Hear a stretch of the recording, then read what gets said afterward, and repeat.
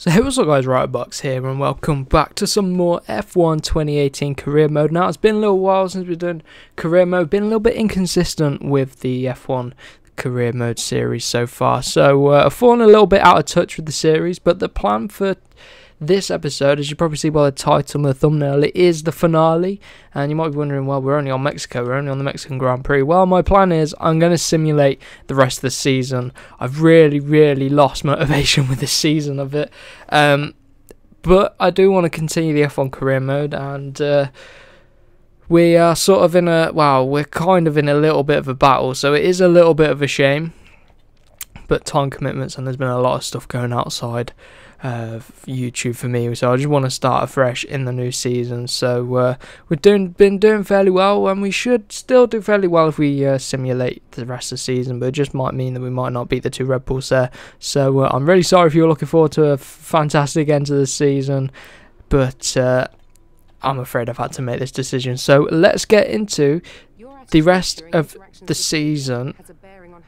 Oh my god, this woman is so annoying. Carrying on. So if we take a look at the races, we've got 3 Grand Prix left. We're going to do them all in this episode. So we've actually have taken a win before. We took a win in Russia. A fantastic result, our first win. Second at Silverstone, second in Austria. So we've had a fairly good season then. And the question is, where do we go next from here? Do we go up the teams? Do we stay with McLaren? Or what do we do? I will decide that at the end of this episode. I've got an idea in my head, and we obviously did have the poll. If I was to choose a top 3 team, you guys, 46% you said Red Bull, 37% said Ferrari, and then a very little percentage said Mercedes. So it's between Red Bull and Mercedes, and Red Bull and Ferrari, sorry, about if we go to one of the top 3 teams, or we could obviously go to a different team, Renault or Toro Rosso. But anyway, let's get into this. So let's simulate this session and see how we get on. So as you can see from the simulated session, we didn't do too well at all. 16th place. I thought we could have done a lot better than that, really, although it is a very straight line speed demanding track. We've got a few R&D points we can spend as well, but unlikely anything will really make a difference towards the end of the season. So if we take a look at the standings then now, we have dropped behind the 2 Red Bulls, and pretty much where we could have finished ahead of our teammate is pretty much going to be confirmed. I think I can't see Alonso bringing down that gap, but looking at constructors, again, we still should be ahead of Haas. So a good first season for McLaren. So let's get into the menu, see if anything interesting happens, see if any contract offers or any R&D stuff going on. So let's get into the next round. Right then, so we're in the R&D tree. We've got almost 1.5k to spend on something. So we've got this thing here which didn't actually go to plan, so we need to reinvest in that. Anything that could take a week, I'm gonna go and put some in this, actually, this engine power one. That should only take a week. Capacity's been reached. We've only got 300 odd resource points, so not a lot, not enough to really do anything with. So this should bring us back, well, it should give us the best power unit for the season. We've fallen behind on the chassis a lot, which isn't great, but we're okay for aero, so yeah, we should be fine. So let's get into the next round then, which will actually be, it'll be Brazil, I think. So let's get straight into it. Right then, so at the Brazilian Grand Prix, you can see we have actually got the new parts on the car, which is good for us. We've got 500 resource points, which we can spend. But these are going to cost about 700, so it might be, well, we're not going to have time to do any in the next round, because it'll be the end of the season. We've reserved all the parts we can for McLaren, but if you take a look at the powertrain, we do have the best power unit, which is good for McLaren. You wouldn't have thought that coming into the season. So let's get in, simulate the session. Let's see if we get a decent result here. Wouldn't it be any different now? I've got the upgrades on the car, or will it be another poor result? 14th place, a little bit better than before, but Alonso got 6th, so we could come under pressure from Alonso for the rest of the season.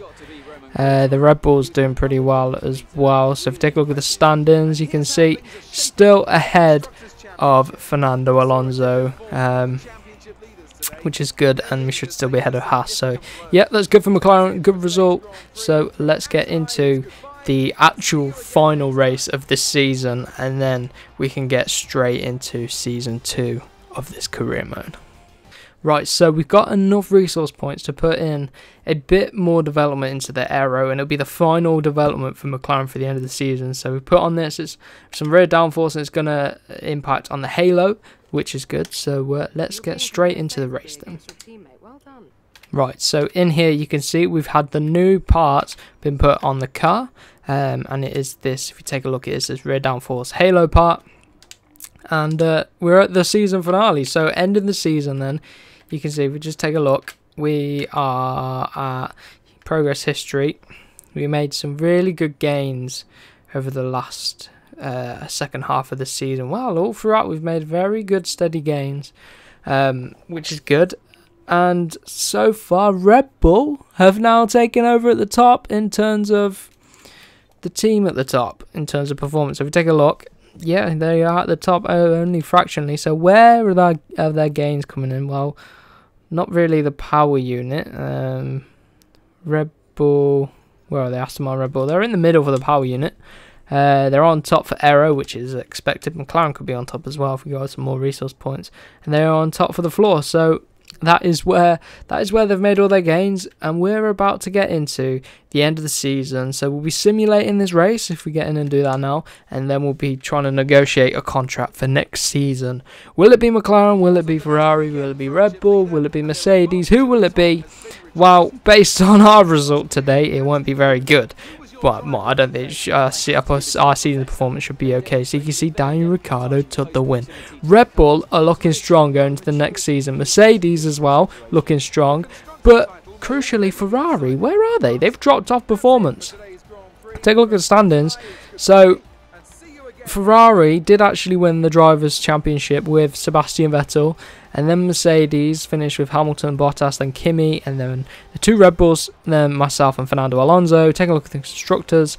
The final race, Mercedes pipped Ferrari to the constructors there. So next season could be an interesting one, because it does look like the Ferraris are starting to struggle this time round. I wonder if Red Bull will be able to carry performance forward into the next season, considering there are the rule changes to the chassis and the reliability. I think it was, there were the two areas of development being changed for next year. But here we go at the end then.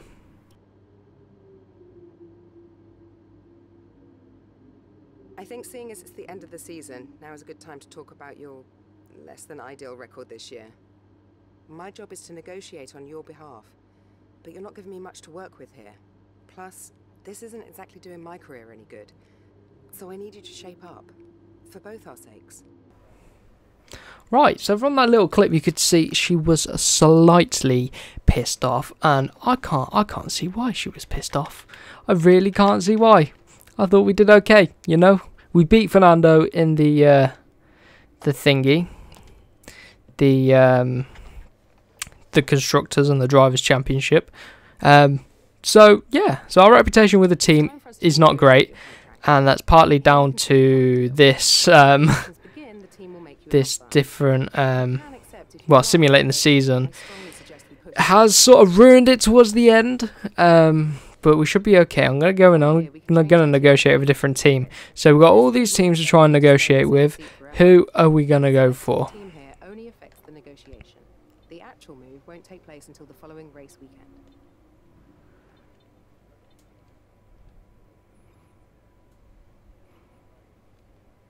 So from the thing on the right, you can see our value to the team. We're actually going to have a lot of value with Haas, Renault, Force India, the bottom teams.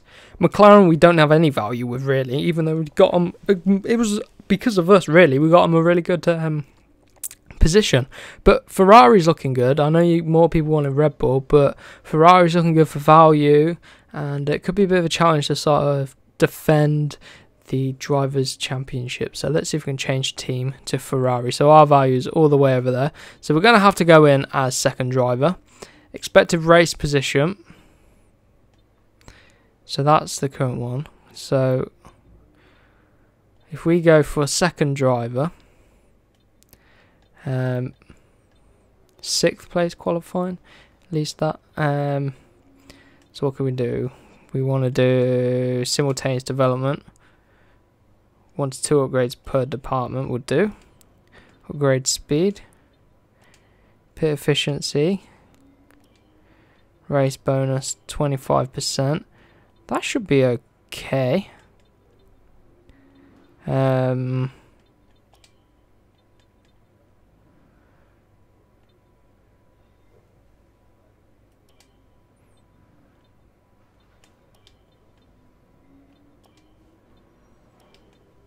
We'll go for this 50%. Got a few attempts to try to get it right. Okay. Look at that, negotiating successful.